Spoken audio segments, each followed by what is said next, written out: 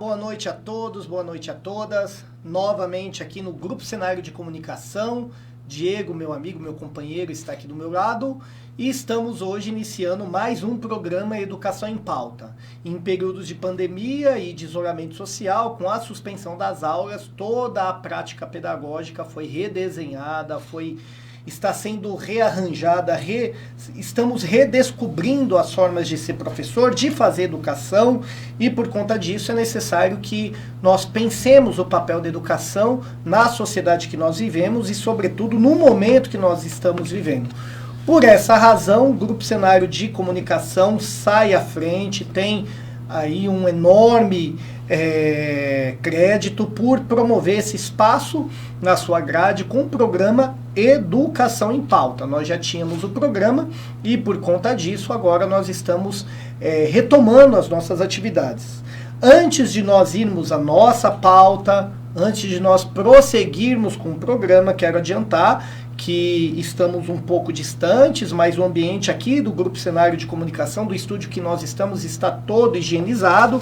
E aqui tem o nosso álcool em gel, que já estamos protegidos, para que vocês fiquem tranquilos e conscientes de que estamos tomando as medidas necessárias.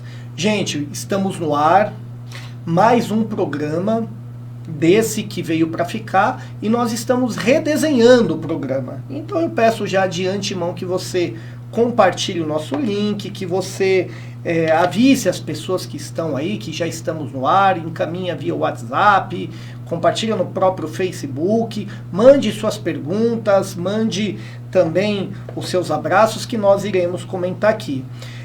Antes de fazer as honras da casa, de ir para as apresentações, eu vou deixar com que o Diego também, que está assumindo o projeto comigo, ele dê um oi para o pessoal, mande um abraço para todo mundo, foque um pouco nele, para o Diego aparecer, eu sair de cena e fazer também os seus comentários, Diego. Fica à vontade. Tudo bem, Wagner? Tudo bem, plateia, o público, os ouvintes que estão aí acompanhando. Sempre um prazer dividir os projetos aqui com o Wagner, dar essa força, dar esse somar, né? Somar para que o programa tenha fôlego, tenha mais peso, literalmente, tenha mais fôlego para esses debates. É um projeto que é essencial, que a gente não pode deixar que diminua. Não é porque é o Wagner, porque sou eu, mas é porque é a pauta, é porque é a educação, longe da vaidade pessoal, mas é sobre a relevância das temáticas aqui abordadas e dos convidados que vêm. A gente está passando aí essa última semana e a próxima que entra, organizando, reorganizando, redesenhando, buscando pautas, pesquisas do que a plateia quer ouvir, quer conversar, e isso tem dado um up de profissionalismo no programa, uma equipe que vem somar com o programa. O Wagner, já experiente, já está tocando o programa há bastante tempo, e agora ele volta com esse desenho novo, com uma tentativa de fazer uma conversa técnica, de conhecimento técnico, mas que chegue para as famílias, que chegue para dialogar com os pais, com as mães, que chegue no sofá da sala das famílias, e que esse conteúdo que a gente consegue traduzir aqui em saberes que atinja o maior número de pessoas possível. O grande desafio da comunicação. Wagner, então é um privilégio, é um prazer estar aqui.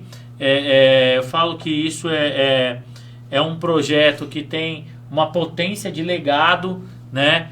Não é só o quanto que as pessoas assistem ao vivo, mas depois todo o desdobramento. Da semana passada para cá, mais de 1.000 visualizações no programa, pessoas escrevendo. Isso tem uma potência grande, é um espaço que nós professores temos para ocupar, é um espaço que as famílias, mães e pais de crianças têm para ocupar, gestores e todo mundo que está preocupado com o que é a educação. Por isso que a educação é necessário que ela esteja sempre em pauta. Bom, Diego disse tudo. Nós estamos alterando um pouco o formato do nosso programa para que cada vez mais nós consigamos, né, Diego, aprofundar o debate, fazer um debate sempre pautado numa perspectiva técnica, num amadurecimento da reflexão, mas que, acima de tudo, ele chegue para o pai, chegue para os professores, chegue para os colegas que acompanham e discutem educação. Por isso a gente está mudando um pouco o formato, estamos encontrando o time do programa e a cada dia, a cada novo programa, ele vai amadurecendo, ganhando a musculatura que merece, porque ele é pensado para conversar com o pai, para conversar com o aluno, para conversar com professores, com gestores e com todo aquele que entende o quanto educação é importante. Difícil alguém em sã consciência que não acredita a importância simbólica à educação, ao papel do professor, ao papel de fato da educação na nossa sociedade. Por isso a gente está redesenhando o formato, e o Diego agora é âncora junto comigo.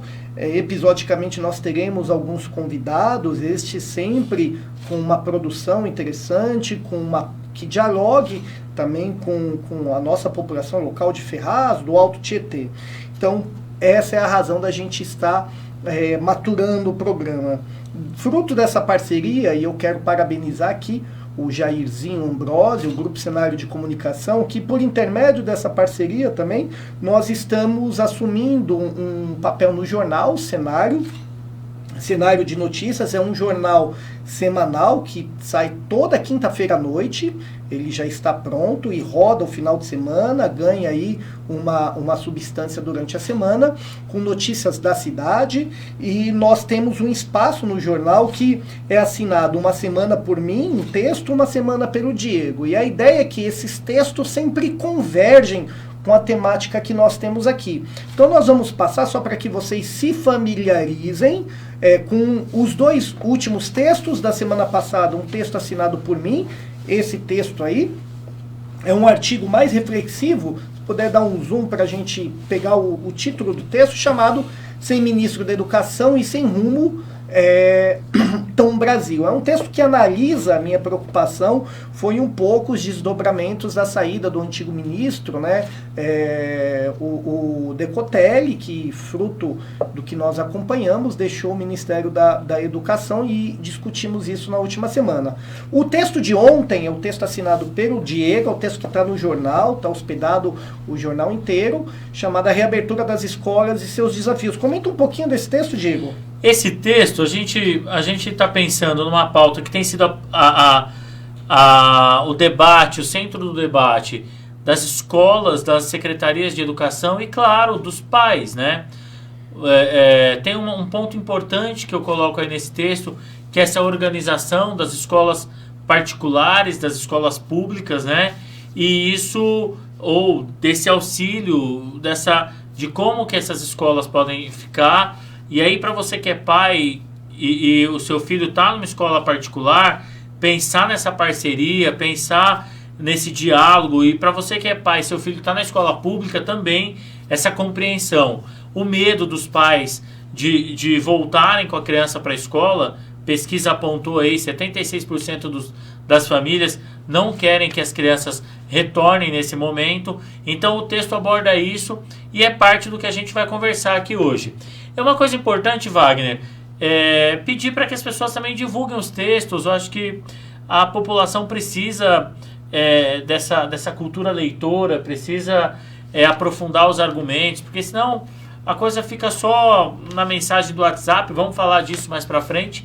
A informação fica só nessas correntes, e é importante então que a gente consiga aprofundar um pouquinho, encaminhar para o colega, para o vizinho, para o amigo, um texto que tenha, claro, o conhecimento teórico que é oriundo da nossa trajetória, mas que também tenta falar de maneira simples, direta, com qualquer pessoa que não seja da educação, que não precisa ser professor, mas que queira e se interesse por essa pauta. Bom, deixa eu só dar uma boa noite a quem está nos acompanhando. Peço para que vocês mandem perguntas aqui à medida que a gente problematiza os temas, mas a Leila, que é parceira aqui de Ferraz, a professora Áurea, grande colega de geografia, O Fritz, que é um companheiro haitiano, radicado aqui no Brasil. Obrigado, viu, querido? A Karen, a Christian. Obrigado, Cristina. Obrigado aí pelo carinho, viu? A minha colega, parceira, amiga de trabalho, professora Mônica Stavarengo, aqui da Rede Estadual. O Primogênio Santos, mandando boa noite. Obrigado. O Fred Alves, que é de Arujá. Obrigado, viu, Fred? Aí, pelo carinho, por estar acompanhando a nossa programação aqui. Então, se você, à medida que nós formos aprofundando a pauta, quiser contribuir, participar, a gente vai ler o seu comentário, ler aí suas colocações, suas dúvidas, seu questionamento, tá bom? Então, já fizemos a honraria de apresentar, comentar um pouco. Eu vou ficar pontualmente com um aparelho aqui, o Diego também, porque a gente está lendo os comentários, interagindo com vocês, mas centrado no que estamos fazendo, que é pensar um pouco a educação. Pensar um pouco não, pensar muito. O Fred, desculpa, Fred, eu disse que você era de Itaquá, mas na verdade, de Arujá, mas na verdade é de Itaquá, desculpa aí.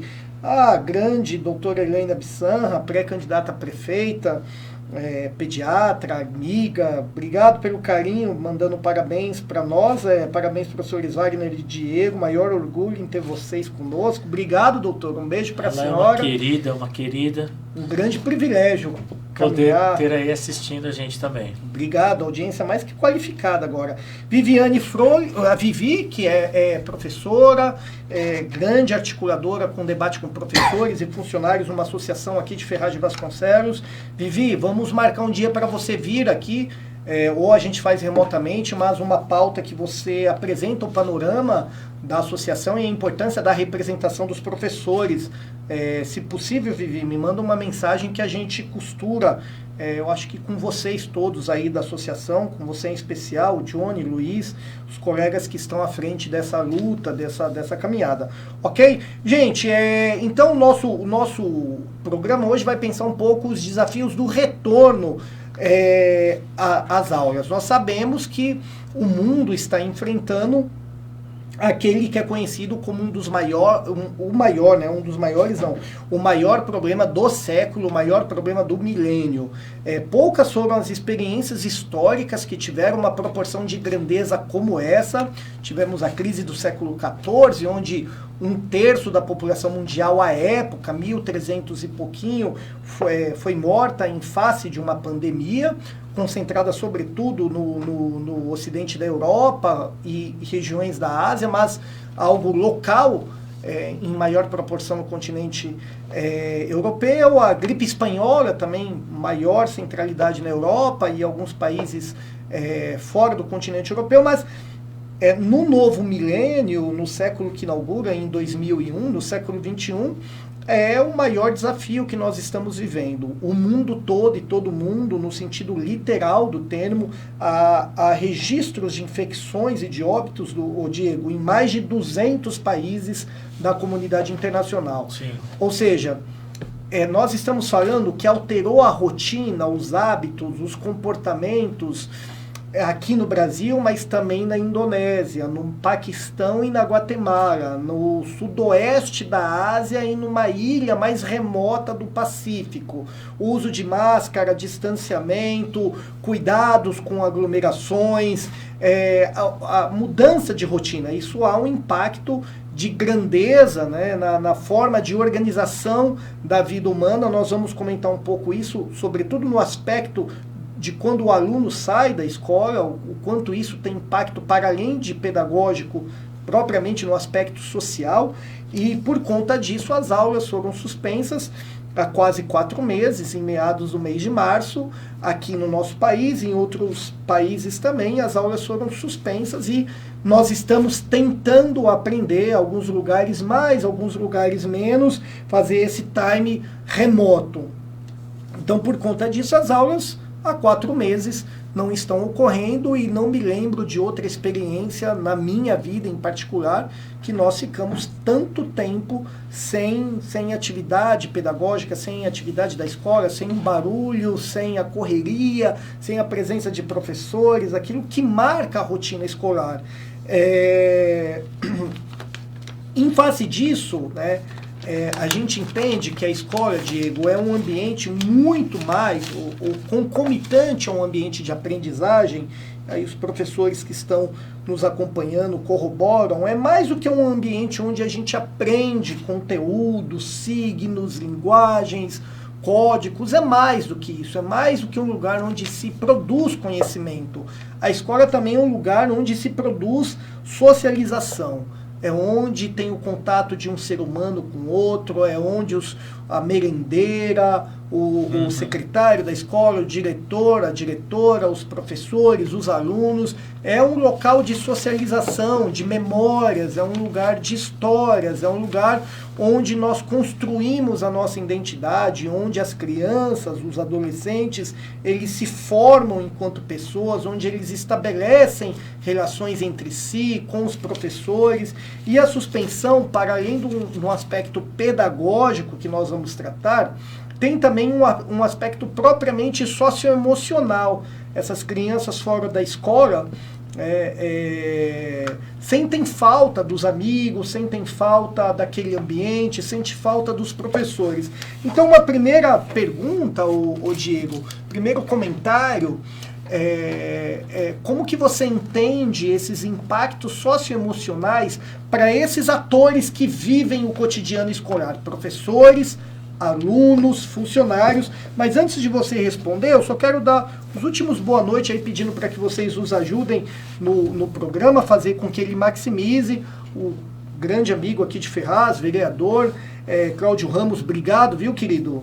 Parabéns aí pelo seu trabalho também, pelo seu mandato, e obrigado por nos acompanhar. Rejane Maria, o Guton, seu parceiro da semana passada, o Diego. Lá da Semet. É o Guto. É o Guto. Ó, Guto. Grande amigo, parceiraço. É o Guto, de Itaquá. Luiz Carlos, aqui de Ferraz, também de Poá, né? Ah, o Luiz, sei. Professor Luizão. A Laís, que é uma colega formadora conosco, que dá formações, aqui do Extremo Leste. Um abraço especial para o Márcio. Márcio José tá aí. Márcio, um grande abraço. Diretor da escola Josefa. Parceiro, faz um trabalho brilhante lá na Quebrada, faz um trabalho de reconhecimento social. Um abraço para toda a turma lá do Josefa. E Edna Vieira também aparece, o Glauco foi meu aluno, um parceiro. Então, gente, a pergunta, o comentário, na verdade, Diego, é uma pergunta para você tecer um comentário. Eu peço para que vocês também debatam conosco, discutam conosco aqui. A escola é mais do que um ambiente onde se constrói conteúdos, é um ambiente de construção de relacionamentos, um ambiente de sociabilidade. O impacto pedagógico, Diego, a gente vai pensar daqui a pouco, mas gostaria que você comentasse um pouco dos impactos socioemocionais para os alunos, para os professores, como que você avalia esse cenário? Eu vou começar a conversar sobre isso, Wagner, na esteira do que você estava falando. Por que a escola fechou? Então, para falar dos impactos socioemocionais, eu quero contar e relembrar por que a escola fechou. Nós dois somos historiadores e a gente fala isso. Às vezes a nossa população tem um problema grave de memória, de esquecer um passado recente, né? Então, por que fecha a escola? Por que a escola tem uma dimensão que ela não pode ser aberta, ela precisa ser preservada? Você imagina então, talvez esses números, para quem não é da área da educação, assuste, ou que ele às vezes não é sabido. Às vezes por uma escola de pequeno porte, passa em média 800 a 1.200 alunos. Passa em média diariamente. 800 a 1.200 alunos você pode multiplicar por 5, que é o número de pessoas que essas crianças têm contato, numa família de 4 a 5 membros. Então, você tem aí entre 4.800 a 5.000 pessoas, em média, 5.600, 5.000 pessoas em média, que estão intimamente ligadas a esse sistema de uma unidade escolar. Quando você decide fechar a escola, não é para falar para a criança assim, fique em casa porque a gente não quer dar aula, fique em casa porque a gente vai economizar a merenda. Não, é porque você tira o impacto social de mobilidade de tudo isso. desse movimento. Então, vocês reparem, assim, janeiro e julho, em momentos de férias escolares, é fácil observar esse dado quando você observa o trânsito. Como diminui o trânsito nas vias da universidade, nas vias das escolas. Essa movimentação social, ela diminui. Então, a decisão de suspender aulas, em nenhum momento ela é motivada por não entregar conhecimento para a criança, ou pelo professor não querer dar aula, ou por não ser importante. Ela é motivada única e exclusivamente pelo distanciamento social, porque a escola é um ponto diário, cotidiano, de muito movimento de pessoas. Ah, mas Diego, elas não são do grupo de risco. Não importa, elas convivem com a avó. Tem dados interessantes, por exemplo, a maior parte das crianças, 63% das crianças no contraturno ficam com os avós, porque os pais estão trabalhando. Os avós são as pessoas do grupo de risco. Então, primeiro lembrar isso. Por que a escola foi fechada? Agora, depois de fechado, 16 de março, aqui em São Paulo, propriamente, a gente vai bater aí 4 meses. Março, abril, maio, junho, julho, vai bater 4 meses agora. Que as crianças estão sem poder ir à escola, que os professores estão fazendo aula remota. O isolamento social, a escola não tem um papel só de ensinar a como escrever o caderno. Essa é uma das coisas que eu não sou a favor do homeschooling. A escola não tem um papel só de ter contato com a professora e com o caderno. Não, ela tem um papel de socialização. Então, quando a gente vai para a teoria da educação, a gente lembra de alguma coisa assim. Primeira instituição que socializa a criança é família. Família, primeira instituição que socializa a criança. Núcleo familiar, pai, mãe, irmãos, que ela tem contato social. Na segunda onda, você pode encontrar vida comunitária, a família ampliada, primos, tios, instituição religiosa que a família frequenta. E terceira onda, não menos importante, a escola. Então, as primeiras instituições de socialização, família nuclear, família ampliada, instituições religiosas e escola. A escola tem um papel muito importante na socialização, em como conviver em sociedade, como aprender a viver com outro que não o seu membro familiar. Quando você tira esse espaço, Wagner, quando você isola isso, tem impactos emocionais do isolamento. A gente não está falando que o isolamento, principalmente no começo, era só de não ir à escola. Era de não ir em nenhum lugar. De não frequentar lugares, ambientes com aglomeração de pessoas. Então, isso tem um impacto emocional. A criança não sente falta só da professora. Ela sente falta do coleguinha, ela sente falta dos avós, ela sente falta dos primos. Tempos que são importantes, aniversário, eventos na escola, festa junina, são marcas temporais na vida escolar, ela está sendo redesenhada, fazendo de outro jeito. E isso tem um peso emocional importante. Só para a criança? Não. Para os professores. O professor que ficava diante de uma turma de 40 alunos, 30 alunos, e lidava diretamente com essa turma, hoje está na frente de uma tela de computador. Isso tem um impacto emocional.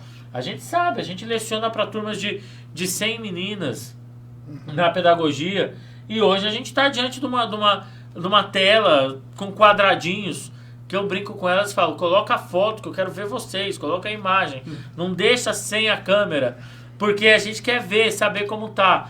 E os gestores na escola tentando resolver tudo isso. Isso tudo tem impacto emocional, tem impacto de sensibilidade, tem impacto de relacionamento, de estresse, né? De baixa de imunidade. Isso tem impacto emocional, até de dificuldade de aprendizagem, que é um dos elementos desse impacto emocional. Deixa eu só fazer um comentário, Diego. Já leio aqui algumas questões que estão sendo colocadas, aproveitando para mandar um abraço para a Sônia de Poá.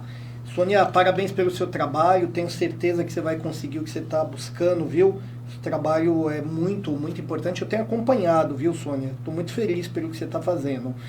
A Patrícia Viana, a Rose, aqui que faz um trabalho com pessoas portadoras de necessidades especiais. Estela, lá de Caçapava. Ah, obrigado. Tá aqui. Obrigado, Estela. Um abraço para Caçapava, uma rede que a gente eu vou dar uma formação, fez bastante formação. Já adiantando, viu, Estela? Nesse mês, eu acho que daqui 2 semanas estarei aí numa Semana formação. do 20 lá, né? 15 e 20. Estarei numa formação com diretores. E vou acompanhar o que o Diego disse, de querer ver vocês mesmo, ver a carinha. Há uma questão que me inquieta, que nós temos, pensando num ponto de vista de análise histórica, uma questão que é do tempo presente, esse tempo vivido, é isso que nós estamos vivendo. O senso comum é um termo não depreciativo, mas ele serve para dizer que a vida vivida, às vezes, não é percebida por algumas pessoas. Então, acordar de manhã, ir para o trabalho, cumprir a rotina cotidiana, essa é a vida vivida, né? Quando você está imerso no senso comum. Há uma necessidade, por isso que se produz pesquisa, se produz ciência, de sair um pouco do senso comum para fazer uma leitura de determinadas circunstâncias da vida. Então, a economia, o direito, a política, a história, a geografia e por aí vai.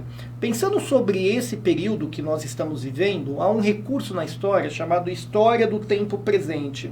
O que eu quero dizer é que é uma forma de observar o tempo vivido.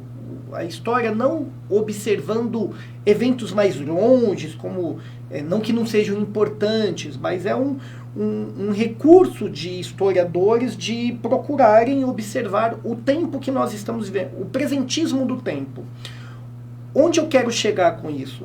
O tempo presente da pandemia, do isolamento social, do coronavírus, desses impactos socioemocionais, da saída da escola, a escola como um ambiente onde essas relações estão sendo subtraídas, minimizadas, nós só vamos conseguir perceber isso com profundidade, os impactos, sobretudo na saúde mental, os impactos pedagógicos, os impactos econômicos, os impactos das mais diversas áreas daqui a um período de tempo.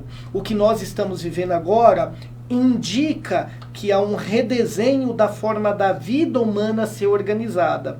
E deve ter muito cuidado, porque as crianças, os professores, todos nós que estamos envolvidos dentro disso, mais ou menos, teremos impactos na nossa forma de entender o mundo. Isso vai ser refletido e precisa ser observado daqui em processos de tempo. Então, daqui 5 anos, daqui 7 anos, daqui 10 anos, como que será a consequência ou as consequências desse cenário necessariamente atual. Então a gente precisa ter um movimento de observar o tempo presente, procurando fazer projeções e inferências sobre o período que se avizinha, a fim de antever algumas coisas, criar mecanismos de proteção, políticas públicas, entre outras esferas. Bom, deixa eu só fazer algumas perguntas, Diego, antes de talvez um comentário aí que você possa acrescentar. A Kátia, obrigado, viu, Kátia? É colega aqui de Ferraz. Cosmo Paulino, obrigado pelo boa noite. Shirley fez uma pergunta importante. Fez 2, eu vou ler as 2 dela. Shirley Barbosa, Leda, obrigado, viu? A Leda, eu acho que está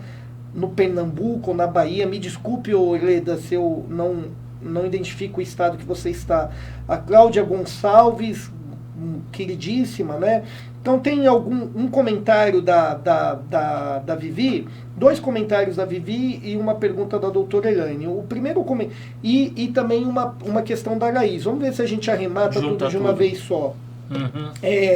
Então a Laís comenta assim, como pensar e também pensar o retorno com os bebês e com as crianças pequenas, um desafio gigante na garantia dos direitos à primeira infância. Esse é o questionamento, aí, uma angústia da Laís. A doutora Elaine faz 2 comentários. No primeiro, se é possível a reversão dos prejuízos pedagógicos por conta da pandemia. A gente consegue, é irreversível ou não? E por fim a Vivi vai dizer que todos nós, esse cenário indica a profunda relação entre professores e alunos. Ela vai dizer outra situação é a questão de profissionais de educação se reinventarem para essas atividades emergenciais. Perfeito. E o grande paradigma de possibilitar a socialização das metodologias ativas. Vivi, eu vou voltar a essa questão um pouco adiante. E por fim o Sérgio, obrigado, viu Sérgio? Faz um comentário aqui corroborando, estou totalmente de acordo com o que o Diego comentou a respeito do que se refere ao aluno pertencer ao núcleo da família, depois a comunidade, não menos importante a escola, que na verdade seja o local onde estes atores passam maior período de tempo. Obrigado. Então a questão da Laís a garantia de direitos para os bebês e primeira infância, a questão da doutora no sentido de ser reversível ou não os prejuízos pedagógicos. Vamos lá. Laís, o segmento que eu fico mais preocupado com o retorno é o segmento dos bebês. Por qual razão? Você deve atuar no segmento, né?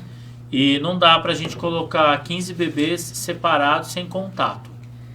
Não dá. Então, assim, se nós colocarmos uma organização de rede, qual deveria ser o último segmento a voltar? É o da primeira infância. Primeiríssima infância. Deveria ser o último segmento a retornar. Se eu fosse radical na minha defesa, eu defenderia que só com vacina. Só com vacina. Principalmente a primeira infância, menos de 3 anos. Porque não dá para você não organizar sanitariamente e falar para passar álcool em gel e não ter contato. Quem conhece a rotina de uma escola de educação infantil sabe que o contato é essencial à prática. Parte do escopo teórico é o cuidar e o ensinar. Então não tem como não ter essa relação. Então é o setor mais sensível ao retorno. A pergunta da doutora Elaine, doutora, é muito importante a sua pergunta, muito importante. A pergunta da senhora é a pergunta de inúmeras mães que têm crianças em idade escolar. Eu vou utilizar para responder, eu vou pedir a ajuda de um autor chamado Bernard Charlot. Ele é da Escola Francesa de Educação e ele tem um texto que fala da relação com o saber, como que é essa relação com o conhecimento. E lá pelas tantas do texto ele fala assim, 2 meses sem ir para a escola pode não fazer muita diferença. 1 ano que tem uma professora que não tem a boa relação com a turma pode ser ajustável. Agora, uma trajetória inteira de ensino ruim e de fracassos de organização e de relação com o saber pode ser irreversível. Então, vamos pensar em escala. 2 meses, 4 meses, 8 meses com ensino remoto, com arranjo na educação, pode ser reversível com muito compromisso da família e do poder público. Compromisso da escola de rever muitas coisas. 2 anos, 1 ano inteiro, 2 anos pode ser prejudicial. Uma vida, um ciclo com escola ruim é quase irreversível. Então vamos pensar em 2 cenários.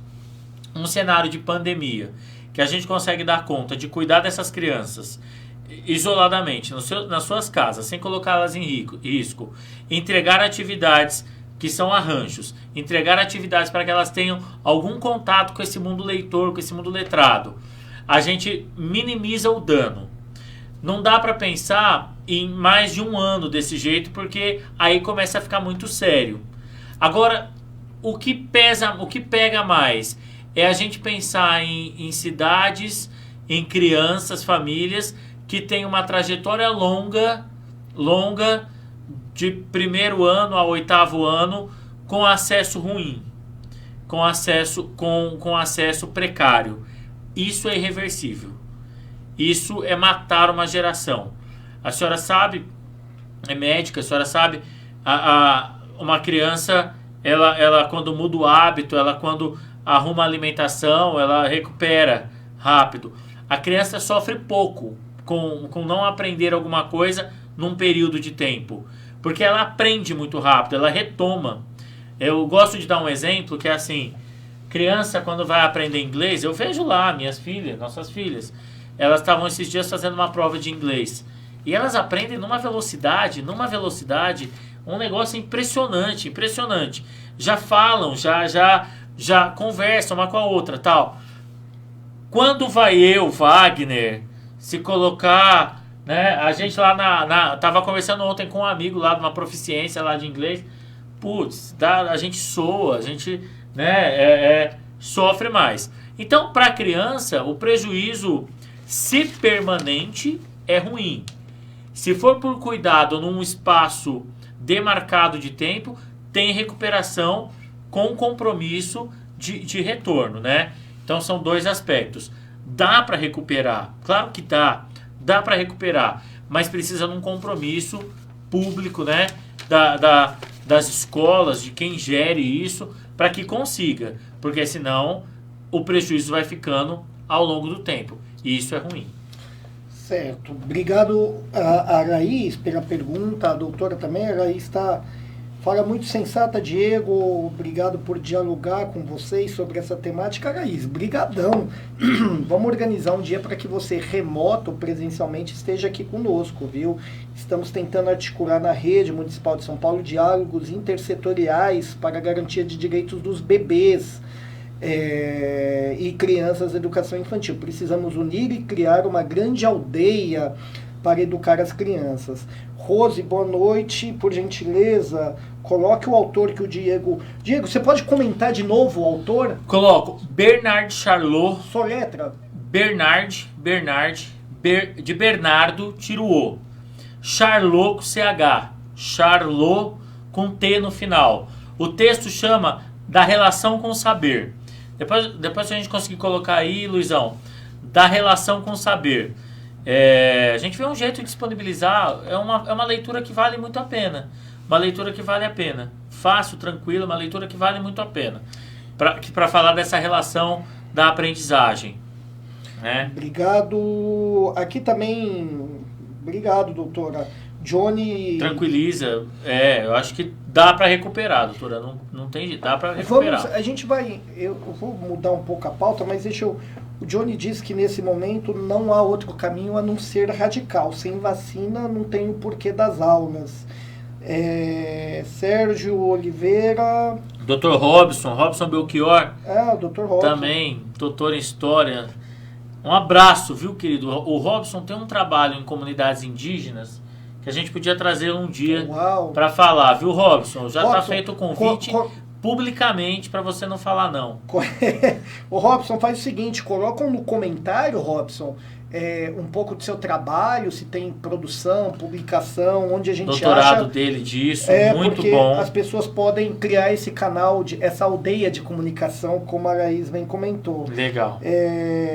O que vocês pensam sobre os alunos que estão se relacionando? Creio que a relação dos professores com alunos. A gente vai comentar um pouco disso, viu, Sérgio? Obrigado pela pergunta. Sara Nascimento, valeu.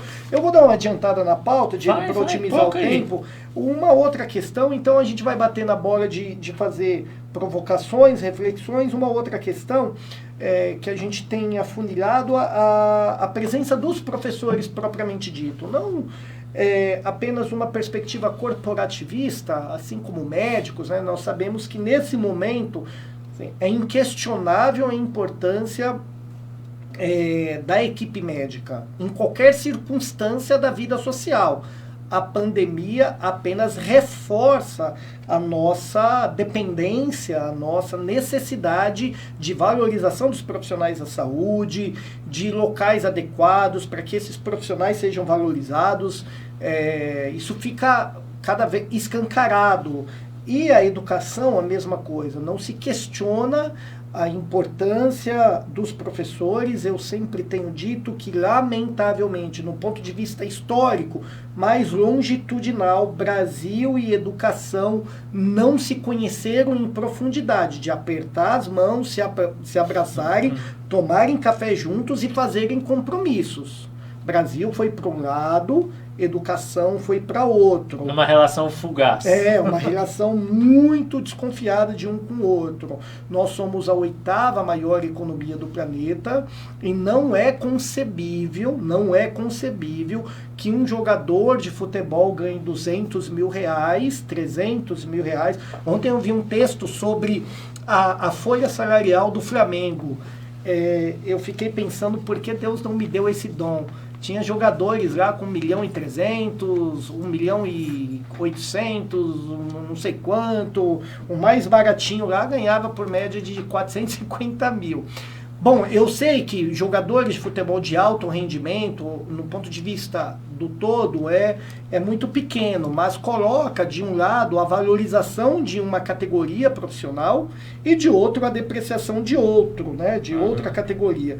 Professor, no nosso país, se a gente parte do pressuposto de que o caminho para a qualificação da nossa sociedade está estritamente ligado com a educação, com a atuação do professor, dos atores que atuam, não só professor, desculpe, mas professor, os funcionários, os gestores, todos aqueles que atuam na escola, não se justifica o fato de professor ganhar abaixo do piso nacional salarial docente. O piso nacional salarial docente é pago por menos de 50% dos municípios, eu acho que 50%, 49% dos municípios do país. Isso não se negocia isso. Não é, olha, mas nós não temos dinheiro. Para outras coisas se há dinheiro. Há dinheiro para tudo, mas para valorização de determinadas categorias que são imprescindíveis para a formação humana e para a projeção desse país enquanto uma potência, se negocia.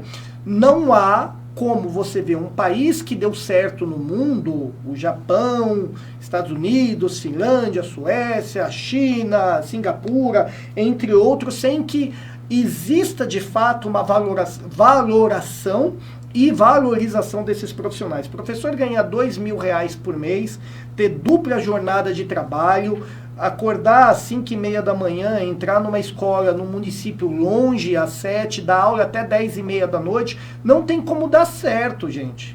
Não tem como dar certo, é impossível dar certo. A professora sai de uma escola de um município, vai para a escola de outro município. Eu sempre uso essa alegoria que toma uma Coca-Cola e come uma coxinha no trânsito de uma cidade para outra entre 12h20 na saída de uma escola e entrada 1h da tarde em outra rede. É alguém que tem problema de saúde, é alguém que vai ter problema na voz, é alguém que vai ter problema na coluna, não vai ter tempo para estudar, não vai ter tempo para ler. Há uma precarização que a gente precisa ter muito cuidado e não pensar numa perspectiva corporativista, mas se a educação é a forma de transformação da sociedade, o protagonista disso é o professor. E se você não empodera, não valora, não protege, não qualifica, não rentabiliza, é difícil dar certo. Não à toa, várias pesquisas, quando colocadas, pega um grupo de alunos por amostragem do 3º ano do ensino médio, quantos querem ser professor? A maioria vai querer ou engenheiro, ou advogado, e profissões absolutamente importantes, gente. Não tô, só sobre isso, não estou discutindo qual é mais ou menos, mas é a importância desse profissional. Pensando nisso, a prática docente, que já apontava, sobretudo nos últimos anos, Diego, a necessidade de mudança, ficou mais claro agora que acelera um processo de mudança. A atuação do professor no ponto de vista mais pragmático, a prática docente, o fazer pedagógico, a cozinha, né, do professor é a sala de aula, é onde ele elabora a sua prática docente. Com a suspensão das aulas por conta do coronavírus, tudo mudou. Então tem professor que tá virando youtuber, tem uma colega nossa que trabalha quero até mandar um beijão para ela, Letícia, um beijo aí, parabéns pelo seu trabalho.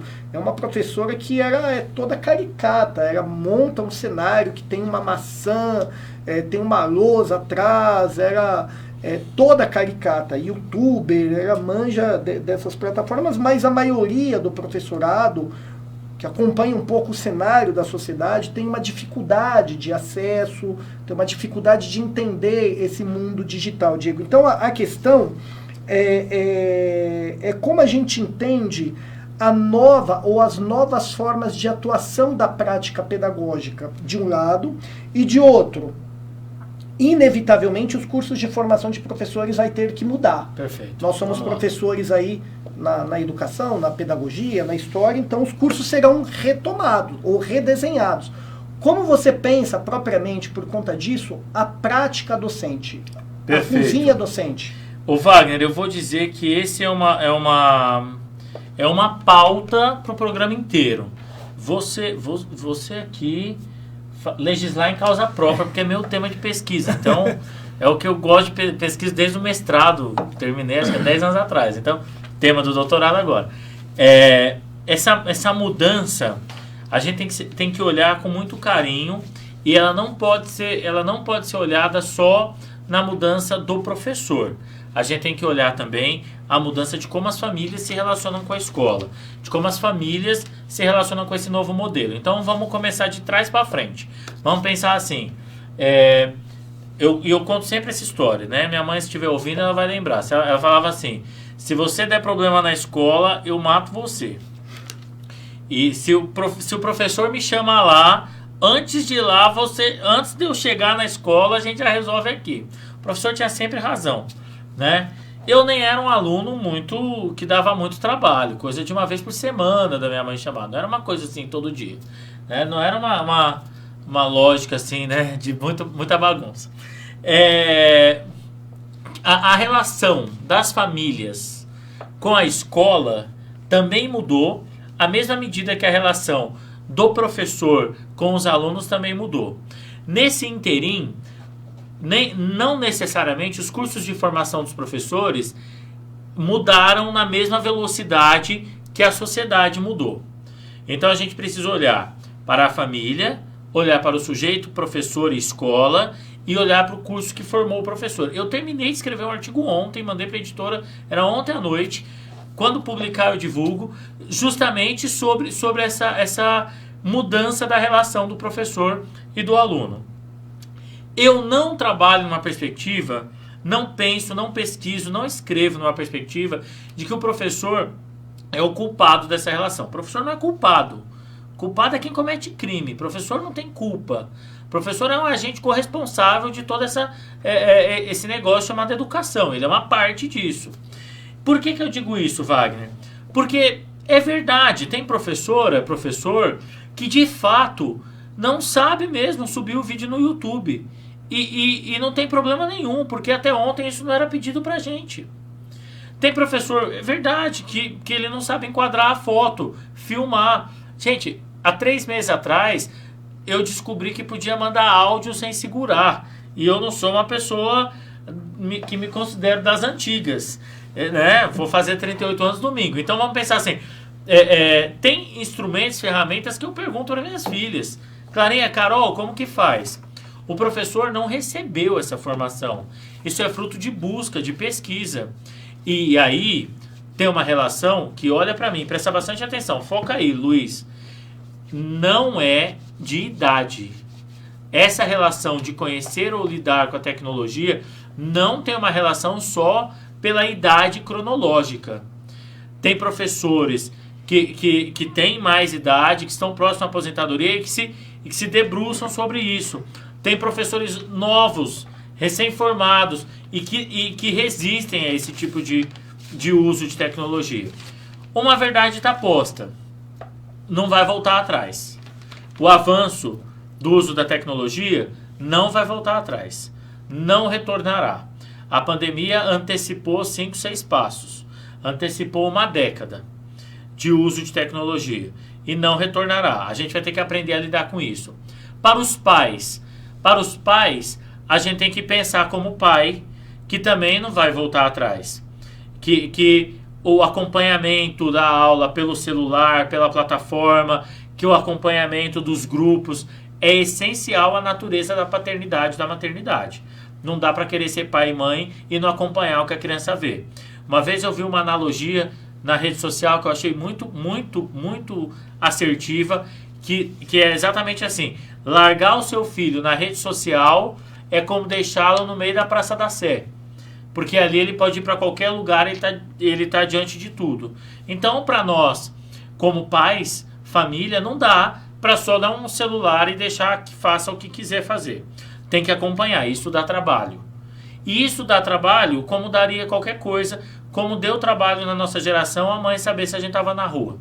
Isso dá trabalho, porque dá trabalho ser pai e mãe. Não dá para ser pai e mãe e não ter trabalho.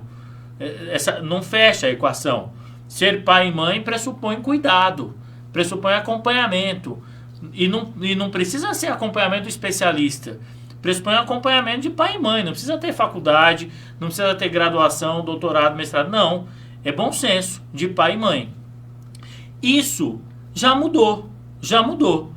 As atividades, as tarefas já mudaram. A universidade vai ter que se adaptar.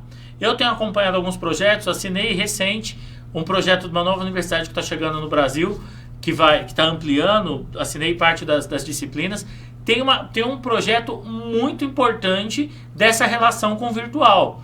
Ora, as universidades mais tradicionais aqui em São Paulo ainda não fizeram essa mudança. É importante que ao formar o professor, a gente entregue para ele essas ferramentas. É importante que ao formar o professor, a gente dê a ele o uso dessas ferramentas. Mas é um debate que eu fico pensando assim, não é só com o professor. Qualquer pessoa que está assistindo a gente aqui, que está em outra área, que é de outra profissão, não é só com isso. Eu fico imaginando o advogado.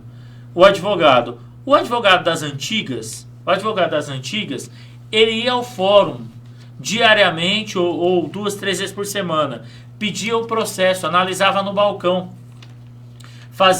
tinha relacionamento com a moça que pedia o processo, com o rapaz que entregava o processo para ele. Hoje ele faz tudo digital, não se vai mais ao fórum para pedir processo. Se acompanha o processo, a baixa do juiz, chega no seu celular o andamento do processo. Mudou também. Um médico cirurgião hoje, ele tem que aprender a lidar com as novas tecnologias. Como que abre alguém, quanto menos evasivo uma cirurgia, melhor para o paciente. Não abre mais e acha, vamos ver o que tem. Não. Exames que são precisos, que são cada vez mais precisos. A prática médica também tem mudado. A prática do direito também tem mudado. A prática da engenharia também tem mudado. E por que da docência não mudaria? Né? Então, é importante a gente pensar que a prática docente muda. Não vamos dar juízo aqui se para melhor ou para pior. É fato que muda. Não vamos dar juízo aqui se o professor é bom ou ruim, não. Cada um vai encontrando o seu time de relação com essa mudança. E isso não põe competência na mesa. Não é sobre competência que a gente está falando. Essa prática muda. A família também muda. A relação com a criança, com o adolescente também vai mudando.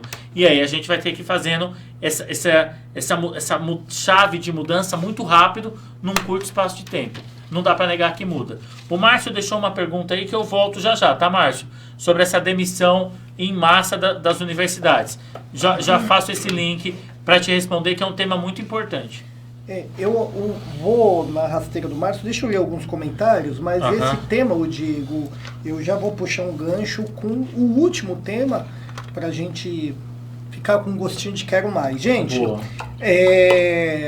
eu vou pedir para que vocês ajudem o nosso programa, porque a gente está mudando o formato, encontrando o time dentro da nossa cozinha, e fico feliz com os comentários que as pessoas estão participando conosco.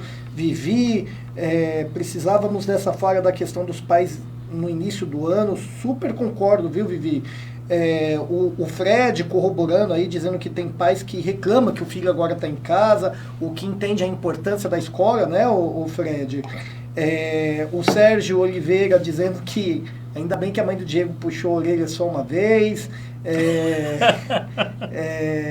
A fala de novo do Sérgio, né, sobre, não precisa dizer mais nada depois desse comentário que eu fiz a respeito da valoração e valorização dos professores. A Shirley, esse relato aqui me constrange, me toca.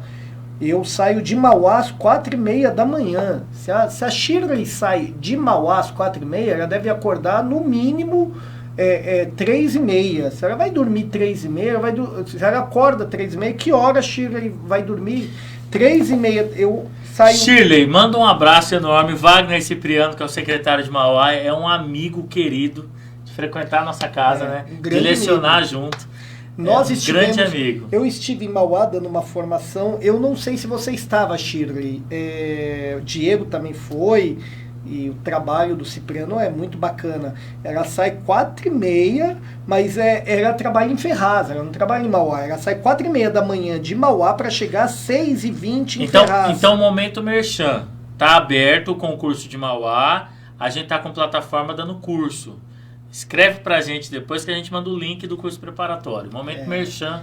Nem tá pago essa sai 4h30 da manhã de Mauá para chegar às 6h20 em Ferraz. Ô Shirley, avisa que escola você trabalha em Ferraz. O que dizer disso? Me toca a alma. Bom, tem algumas outras questões que nós precisamos tratar. E obrigado aí, viu, Fred, por confiar aí, gostar do trabalho. Gente, eu antes de tocar mais um ponto da nossa pauta, eu ainda vou pedir para que vocês, à medida que vocês usem esses recursos aqui do Facebook, como a curtida, o coraçãozinho que tem aqui, força, só não faz a cara de raiva, viu? Mas à medida que vocês utilizam esses recursos do Facebook, o programa começa a ter uma interação maior, começa a ter maior circularidade na rede. Concomitante a esse, tem a questão de você compartilhar para que outras pessoas acessem. Então, aqueles que estão aí presentes na nossa chamada, Luizão, mandando um salve pra gente. Vamos comentar isso, viu, Luiz, da questão das demissões.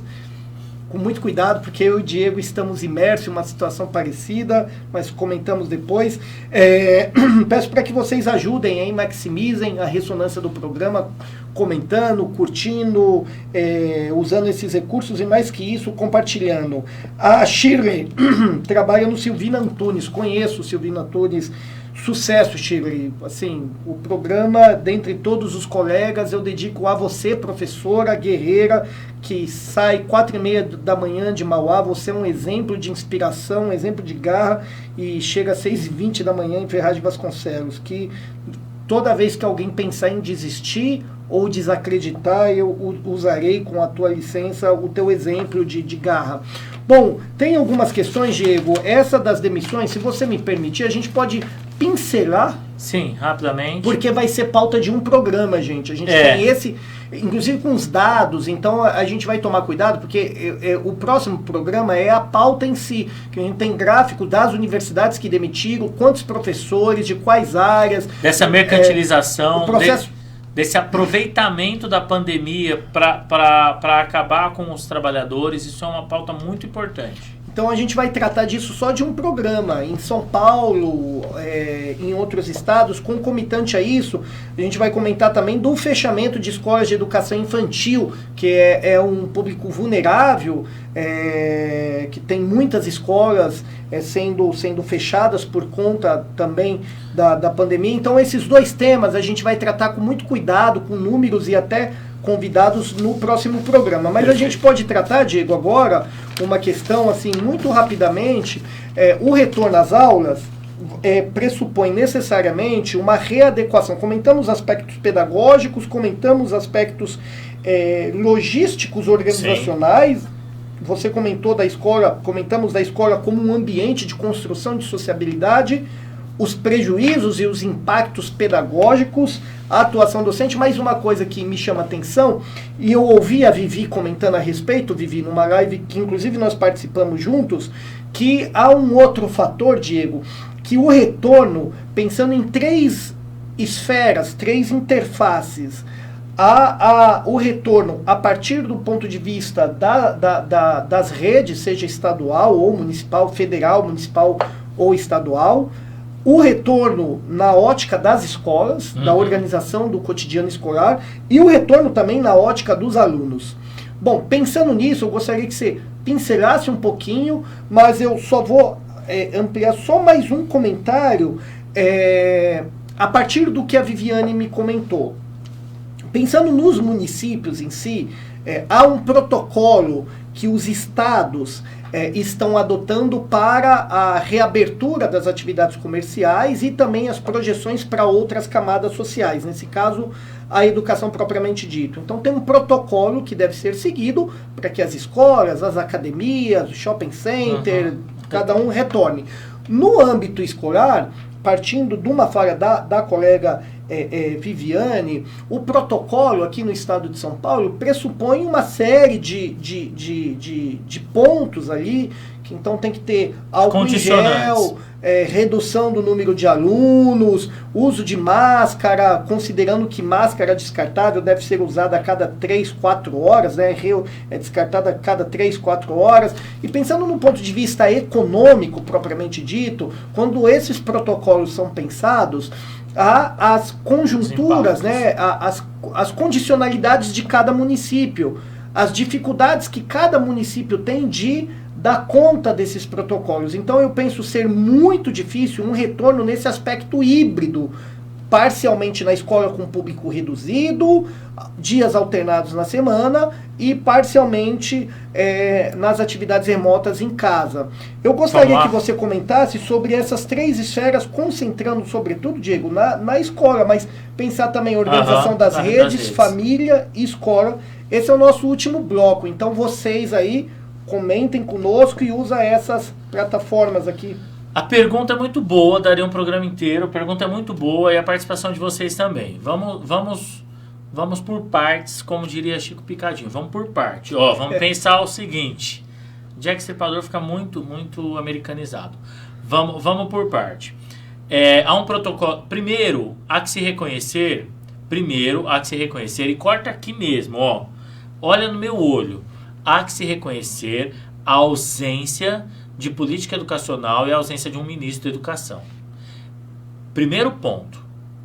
A ausência de um ministro da saúde e a ausência de um ministro da educação é uma das questões principais de alinhamento e articulação entre estados e municípios. Tá? Esse é o primeiro ponto que é o pano de fundo. Observando isso, que não há Ministério da Educação, não há Ministério da Saúde, não há liderança, não há projeto, não há norte, não há orientação, tá? Não tem orientação. Os estados vão se organizando. O estado de São Paulo, quarta-feira passada, salvo engano, divulgou um protocolo.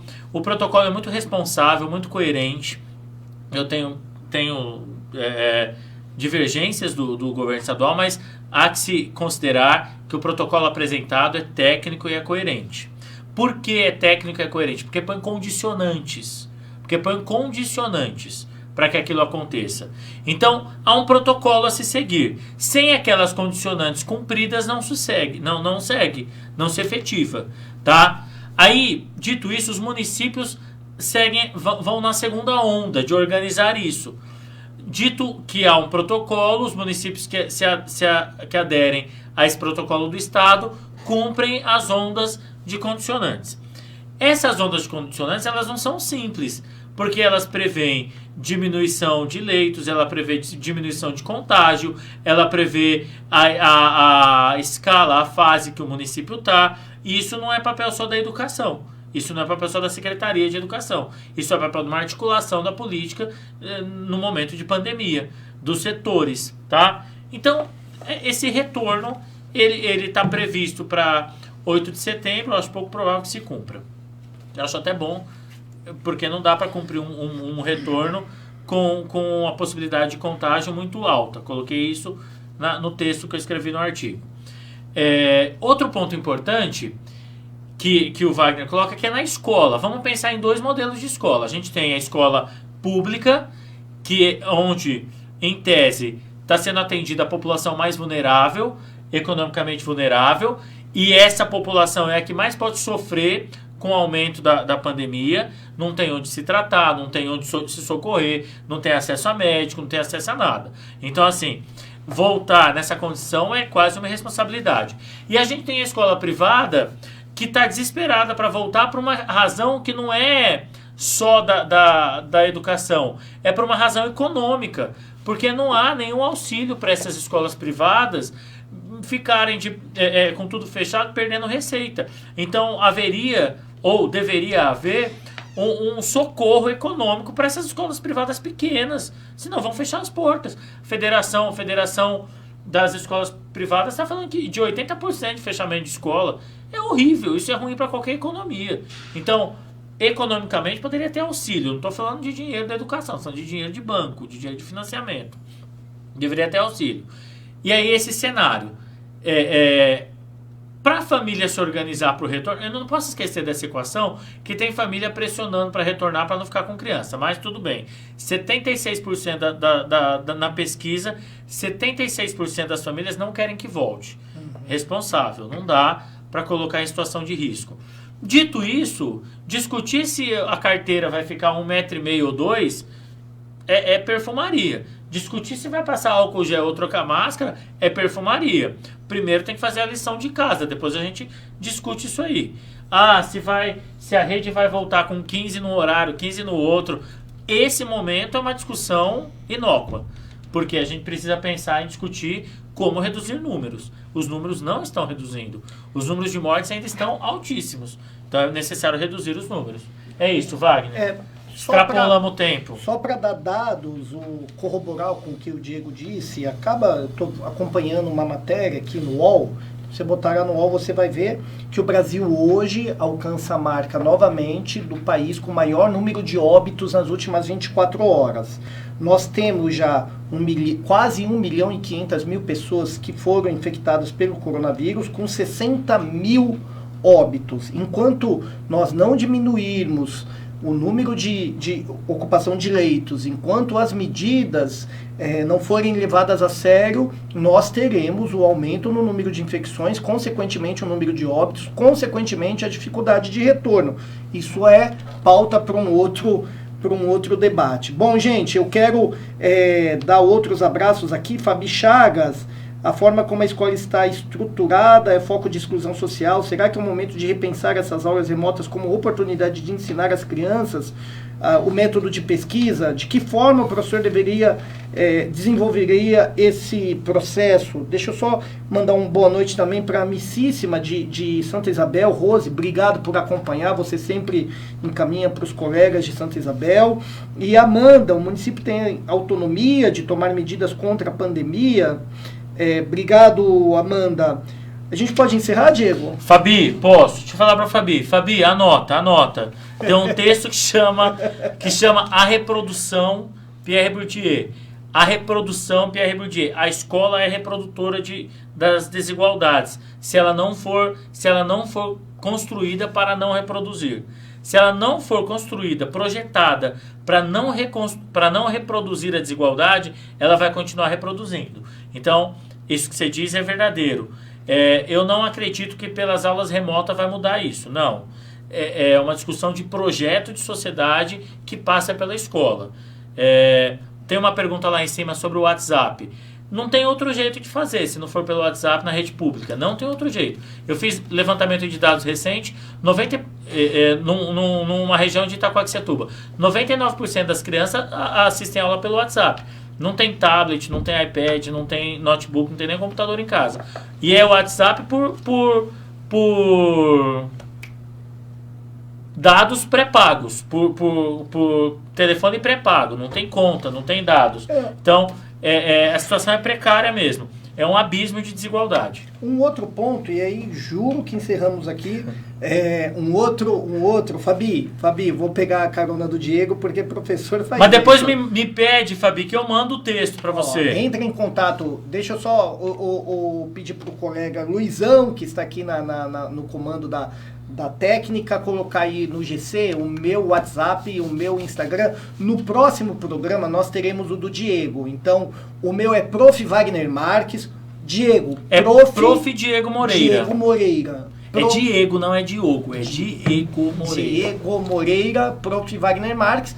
Aí se você quiser entrar em contato, mandar sugestões de pauta, experiências, manda um perguntas, oi, a gente manda os textos. 99598-0159, 99598-0159. Luizão, vou pedir para que você também foque aqui em mim, que eu vou dar uma sugestão para Fabi. Fabi, olha aqui, presta atenção, pega a caneta aí, agora, pega a caneta, anota um texto super recomendável, chamado A Produção do Fracasso Escolar. Não é o texto que o Diego comentou do Pierre Bourdieu, mas é um texto da Maria Helena Souza Pato, A Produção do Fracasso Escolar. Guarda essa anotação, guarda esse título, está disponível aí nos marketplace e deve ter também disponível em PDF. Então, gente, olha, tem muitos comentários, tem muitas contribuições, muitos agradecimentos, interações. Valeu, Fabi, anotado. Ah, então de novo aqui, Luizão, foca aqui em mim, ó. Foca aqui. Fred, para você, meu caro parceiro, orientei o trabalho de TCC do Fred, trabalho incrível. Fred, ó, anota aí. A Reprodução do Fracasso Escolar, da Maria Helena Pato, beleza? A Reprodução do Fracasso Escolar, um texto estruturalmente importante, certo? Gente, Amanda, deixa um abraço para ela, a gente responde depois, Amanda. Então, eu te escrevo lá. Caso queiram sugestões, entre em contato. Eu vou pedir para que agora, nesse momento final, o Luizão coloque aí no GC de novo os contatos. Prof. Wagner Marques, Instagram, Prof. Diego Moreira, 995980159. Esse é o meu site. Depois a gente, no próximo programa, tem o do Diego, que é professorwagnermarques.com.br. Gente, agradecemos de coração toda a contribuição de vocês, esse bate-papo, esse diálogo, esse debate propositivo. Estamos encontrando o nosso formato. Esse formato indica que esses debates eles tendem a ganhar robustez, tende a ganhar mais contribuições. A Vivi está sendo convidada, a Laís também vai vir aqui, entre outras pessoas. O que eu quero dizer para vocês é o seguinte: aqui no Grupo Cenário de Comunicação, por intermédio da porta aberta do jornalista Jairzinho Ambrósio, as portas elas se permanecem abertas para que educação seja pauta. Se você não conhece o Grupo Cenário de Comunicação, eu peço que você dê uma curtida agora, porque aí você recebe toda a grade de programação, os programas que aparecem, e lembrando que toda quinta-feira tem um texto do Diego ou um texto assinado por mim. A ideia desses textos é que convergem com a pauta do programa do dia seguinte. Então, ontem teve um texto do Diego que, se você entrar TV Cenário, entrar agora na página da TV Cenário, você vai pegar todo o jornal e lá no jornal tem o texto do Diego. Página 8. Semana passada tinha o meu texto. Eu aproveito para agradecer o Jairzinho Ambrósio, companheiro, um grande colega que tem um estúdio incrível no Alto Tietê, e ao retomar esse programa e apontar caminhos de alteração dele, certamente nós vamos alcançar o Alto Tietê e, mais que isso, o estado de São Paulo e todo o nosso país nesse debate bacana. Gente, eu agradeço todos vocês do fundo do coração, pedindo que ainda dê tempo de compartilhar, ajuda a gente lá. Semana que vem nós estamos aí de novo para discutir a mercantilização do ensino, a demissão em massa de professores à rede privada do ensino superior, o fechamento de escolas de educação infantil e a questão professoral em tempo de pandemia no ponto de vista da relação comercial, o professor vulnerável na condição de trabalho e a demissão dos professores. Eu agradeço do fundo do coração, deixando um grande e fraterno abraço com a sugestão de 2 textos. A Reprodução do Fracasso Escolar, Maria Helena Pato. A Reprodução, de Pierre Bourdieu. E o outro é a da Relação com o Saber, Bernard Charlot. Se despede. Enorme abraço. Obrigado pela parceria, pelo acompanhamento, os queridos que estão aí. A gente tem uma brincadeira: se é meu amigo, é amigo do Wagner; se é amigo do Wagner, é meu amigo. Em algum momento vai encontrar a gente junto, se não já encontrou. Um enorme abraço, fiquem com Deus, se cuidem, se cuidem.